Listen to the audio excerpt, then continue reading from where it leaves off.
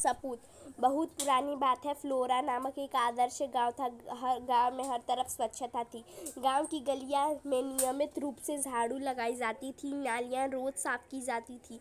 लिपाई पोताई करके घर आंगन सुंदर रखा जाता था। परिसर में बड़ी संख्या में पेड़ पौधे थे। कुएं का पानी निर्मल रखने के लिए आवश्यक सावधानियां बरती जाती थी। पनघट स्वच्छ और सुसज्जित था। एक दिन पनघट पर 3 स्त्रियां पानी भर रही थीं।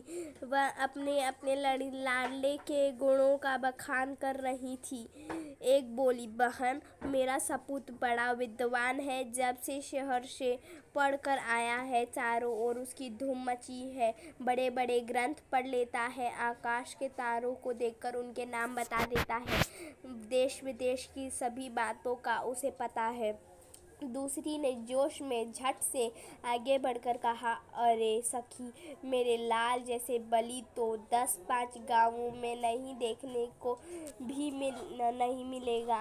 500 दंड बैठक रोज सुबह लगाता है। अखाड़े में जब ताल ठोककर उतर पड़ता है तो बड़े बड़े पहलवान तक उसका मुकाबला करने से घबराते हैं। वह मेरा सपूत है। अब तीसरी स्त्री की बारी थी, पर वह चुप रही। इस पर अन्य दोनों स्त्रियों ने कहा, बहन, तुम चुप क्यों हो? लगता है तुम्हारा लड़का कपूत निकला। तीसरी स्त्री बिना किसी दोष या गर्व से बोली, सपूत या कपूत जैसे शब्द तो मैं नहीं समझती, पर मेरे लाल मेरे लिए बहुत अच्छा है। वह सीधे साधे स्वभाव का साधारण किसान है। दिन भर खेत में जुटा रहता है, शाम को घर का काम करता है। आज बहुत कहने सुनने पर वह मेला देखने गया है, इसीलिए मुझे पानी भरने आना पड़ा। तीनों स्त्रियां अपने अपने सर पर घड़ा रखकर चली पड़ी। अभी वह 2-4 कदम ही चली थी कि पहली स्त्री का पुत्र भी आता हुआ दिखाई पड़ा। पास आते ही उसने अपनी माँ से कहा, व्याख्यान देने जा रहा हूँ, भोजन वहीं करूँगा।